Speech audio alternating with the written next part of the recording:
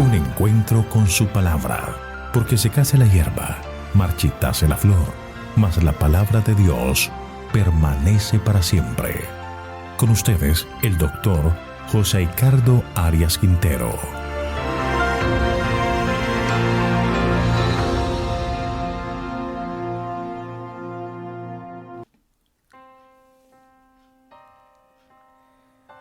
Estudiaremos Isaías capítulo 8. Para ello vamos a invitar a nuestro Dios que nos acompañe por medio de una oración. Querido Señor, en este momento te agradecemos por tantas bondades que nos otorgas y te pedimos en este momento que derrames tu gracia sobre cada uno de nosotros. Señor, bendícenos al estudiar tu palabra, que podamos sacar provecho espiritual, que podamos sacar lecciones especiales para nuestra vida, porque en ti encontramos el camino, encontramos la salvación y encontramos la vida. Gracias por todo, te lo pedimos en el nombre de Jesús. Amén. ¿En qué consiste el plan de salvación? Cuando el hombre desobedece a Dios y come del árbol prohibido y peca, él se aparta de Dios y el hombre no puede dar vida a sí mismo. Por eso, la muerte es el resultado natural del pecado. Lamentablemente, la serpiente que engañó a Eva le dijo: "No moriréis". Y nuestros padres pecaron pensando que eso era verdad, creyendo más a la serpiente que a Dios. Los seres humanos serían totalmente destruidos. La muerte era inminente. Entonces, cuando el hombre peca, la divinidad ya había hecho la provisión. Dios el Hijo tomaría el lugar del hombre. La sentencia de muerte que debía caer sobre el hombre caería sobre el Hijo de Dios. Juan 3:16 dice: "De tal manera amó Dios al mundo que dio a su Hijo unigénito para que todo aquel que en él cree no se pierda, sino que tenga vida eterna". Hoy los seres humanos tenemos la oportunidad valiosa. Aceptar a Cristo como nuestro Salvador personal nos da la garantía de la vida eterna que perdimos por el pecado. Cuando aceptamos a Cristo, aceptamos su muerte por nosotros. Aceptamos que Él ha pagado el precio de nuestro rescate. Aceptamos la vida que ofrece. Cuando rechazamos a Cristo, nosotros nos hacemos responsables de nuestros pecados y la paga del pecado es la muerte. Por eso, tienes una oportunidad valiosa: aceptar la provisión hecha por el cielo por tu rescate. Acepta el perdón y la salvación que Dios te ofrece. El capítulo 8 de Isaías es la continuación del mensaje dado al rey Usías y a todo Judá y a Israel, el rey del norte, donde el Señor está dictando sentencia sobre aquellos rebeldes reyes. Pero este mensaje tiene una llama de esperanza y vida a todos los que confían en el Señor. Vamos a reflexionar sobre este importante pasaje de la Biblia. La primera parte de este capítulo son los versículos 1 al 10. De esta sección debemos reconocer algunas partes importantes. Versículos 1 y 2. Me dijo Jehová: toma una tabla grande y escribe en ella con caracteres legibles tocante a Maher Salal Hasbaz. Y junté conmigo por testigos fieles al sacerdote Urías y a Zacarías, hijo de Jeberequías. Dios le ordena a Isaías que escriba un testimonio convalidado con testigos y sellado para declarar su autenticidad con referencia a Maher Salal Hasbaz, nombre que significa el despojo se apresura, la presa se precipita. Es decir, un testimonio de lo que vendrá a estas naciones rebeldes. Versículo 3. Me llegué a la profetisa, la cual concibió y dio a luz un hijo, y me dijo Jehová: ponle por nombre Maher Salal Hasbaz.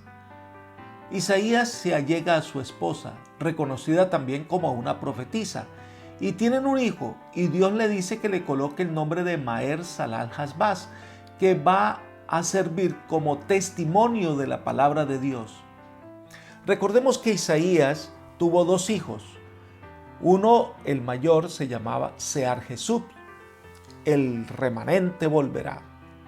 Y el otro es Maher-Salal-Hasbaz, el despojo se apresura y la presa se precipita. Ellos eran testimonios claro y constante del mensaje de Dios para este pueblo. Vendría la destrucción, pero quedaría un remanente fiel que perseveraría. Versículo 4. Porque antes que el niño sepa decir Padre mío y Madre mía, será quitada la riqueza de Damasco y los despojos de Samaria delante del rey de Asiria. Este niño crecería y entonces la destrucción de Israel del norte y Damasco se hará efectiva. Esta profecía se cumplió cuando Tiglat-Pileser III, que es el rey asirio, destruye a Damasco y destruye a Israel del norte, cuya capital era Samaria. Leamos los versículos 5 al 8. Otra vez volvió Jehová a hablarme diciendo: por cuanto desechó este pueblo las aguas de Siloé, que corren mansamente, y se regocijó en Rezín, y con el hijo de Remalías, he aquí por tanto que el Señor hace subir sobre ellos aguas de ríos impetuosas y abundantes, al rey de Asiria con todo su poder. Él rebasará todos sus ríos y desbordará todas sus riberas, y pasando por Judá, inundará y seguirá creciendo hasta llegar a la garganta. Luego, extendiendo sus alas, llenará la anchura de tu tierra. Emmanuel. Esta advertencia también es para Judá y Jerusalén. Desecharon las aguas mansas de Siloé. Simbolizan el mensaje de confianza frente a Asiria, que son una representación del Dios eterno que iba a estar con ellos. El rechazo a las aguas de Siloé equivalía a abandonar el consejo de Dios y prefirieron las aguas del Éufrates, es decir, pusieron su confianza en el rey de Asiria, que a su vez traicionaría a Judá y vendrá para arrasar la tierra de Judá. Pero algo interesante es que el versículo 8 describe la destrucción que sufriría por parte de Asiria y termina diciendo: Emmanuel, es decir, Dios con nosotros. Para aquellos fieles hijos de Dios, fiel remanente que confía en el Señor estará con ellos, Dios los protegerá. Entonces hay una descripción de los pueblos que hacen el mal, que se ponen de acuerdo para destruir a los hijos de Dios. Se arman y se disponen para la batalla, pero el versículo 10 termina diciendo: haced planes y serán anulados, proferid palabras y no será firme, porque Dios está con nosotros. Dios puede anular el consejo de los impíos que se proponen contrariar los propósitos divinos.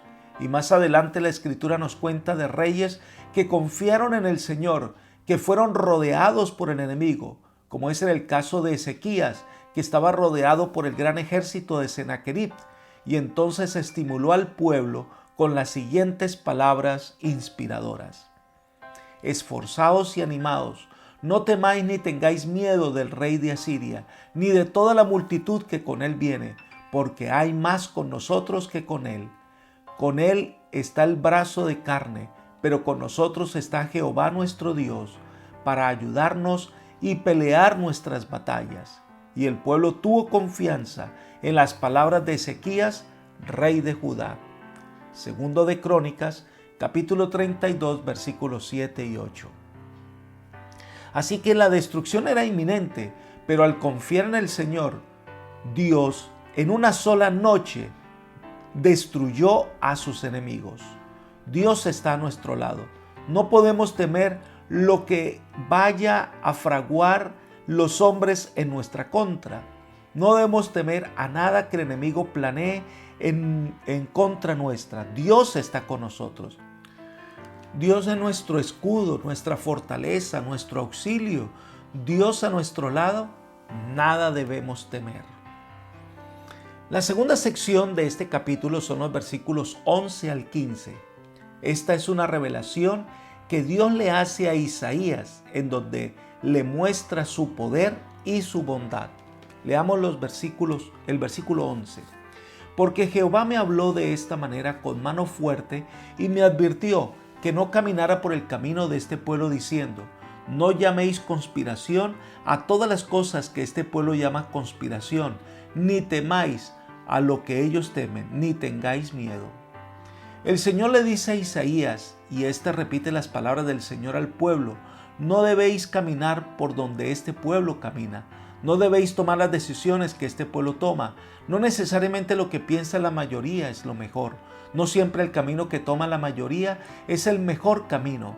Isaías, no debes creer sobre todo lo que ellos dicen de conspiraciones y sienten terror de los hombres. Ya les dijo que los planes de estos enemigos no van a prosperar, así que no les teman. Este pueblo, al hacer alianza con las naciones paganas, han deshonrado a Dios. Entonces envía un mensaje a Judá e Israel, el reino del norte. Versículo 13. A Jehová de los ejércitos, a Él santificad. Sea Él vuestro temor y Él sea vuestro miedo. Al que deben temer de verdad es al Señor Dios Todopoderoso. Este temor es reconocimiento, adoración, entrega al Señor. Si el pueblo no captaba la visión de la infinita santidad de Dios, nunca alcanzaría la santidad. Dios los está llamando a que confíen en Él, porque Dios puede librarles en vez de confiar en Siria y en Asiria. En vez de eso, confíen en el Todopoderoso. Miremos el versículo 14.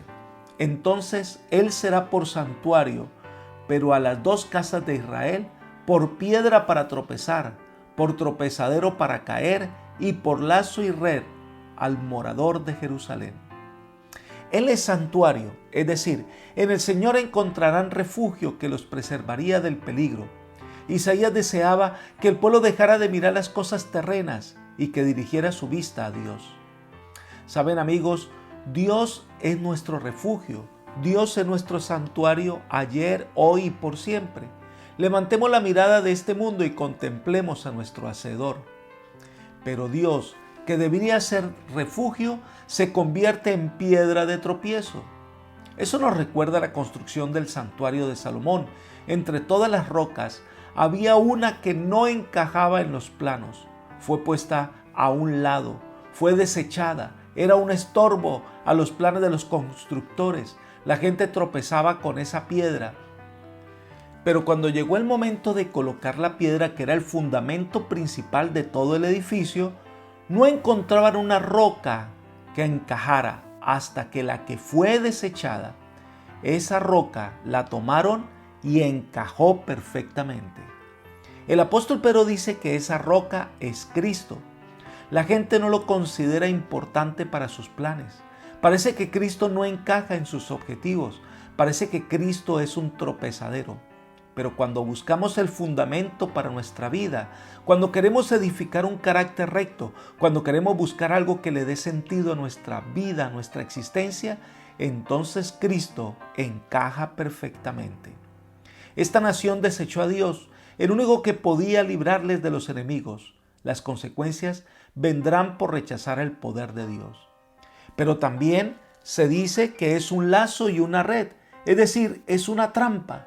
Cristo y su mensaje serían como una trampa, como un lazo para los impíos habitantes de Jerusalén. Para aquellos que se niegan a caminar por el sendero de la vida, este mensaje se convierte en una trampa, en una red que les impide avanzar sin restricciones. Leamos el versículo 15.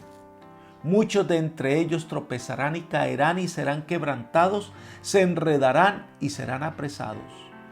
Este mensaje es en primer lugar para la gente que vive en la época de Isaías.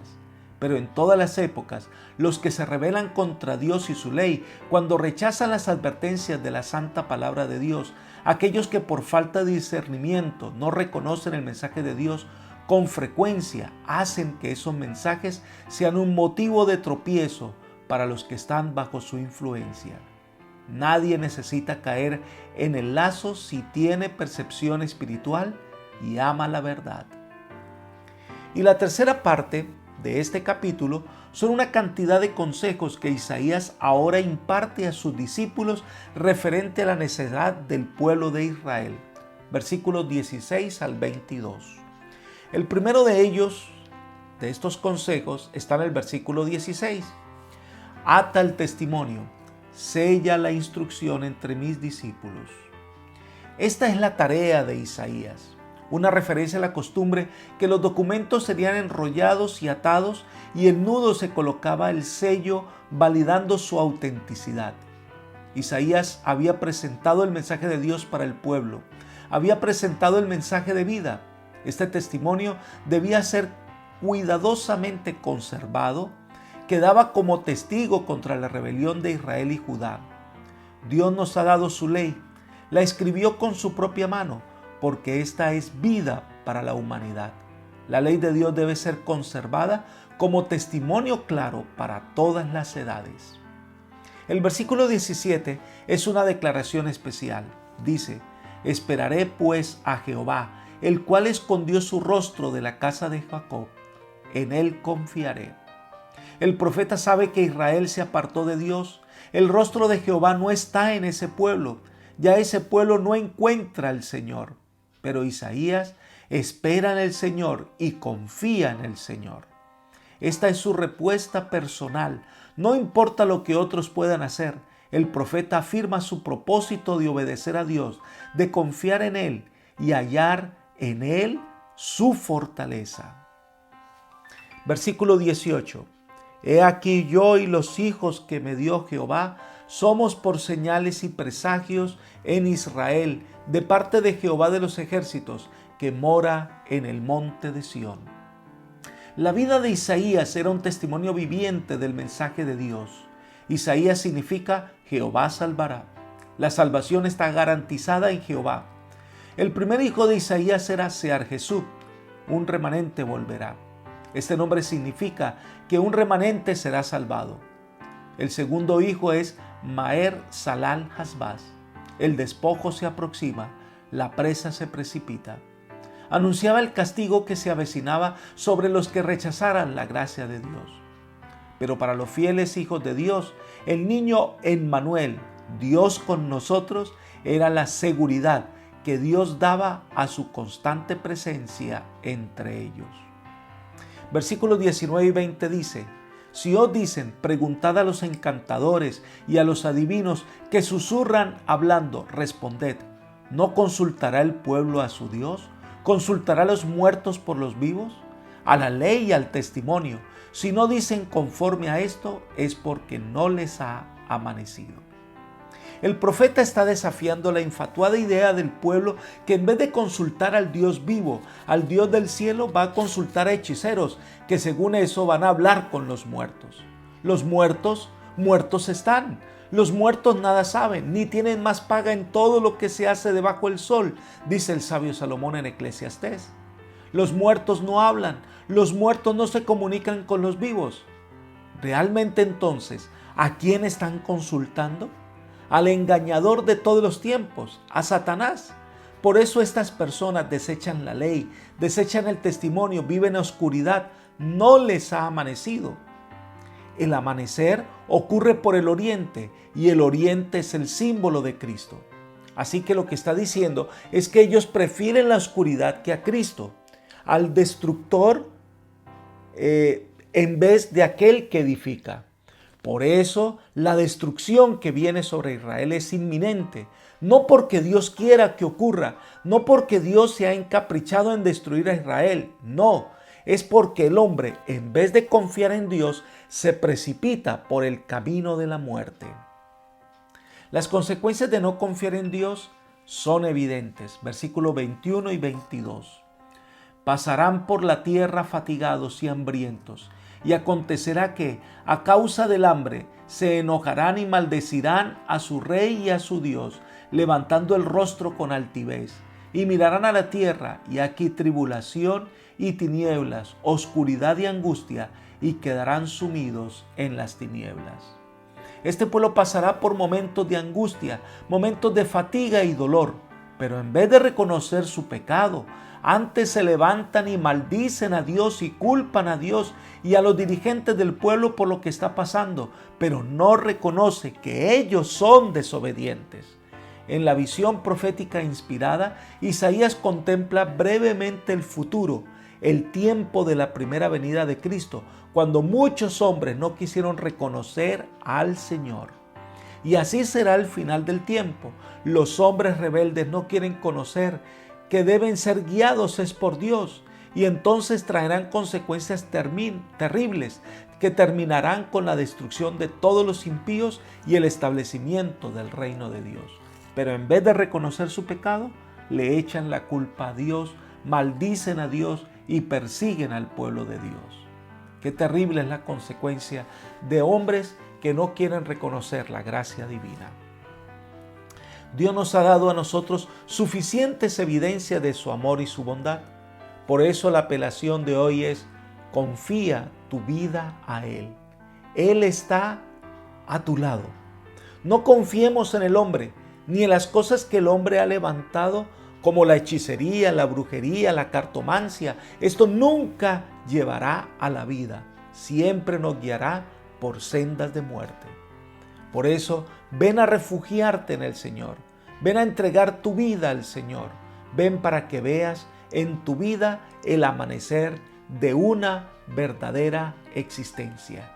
Que el Señor te conceda paz, bendición, prosperidad, que hoy puedas tener un encuentro personal con el Salvador.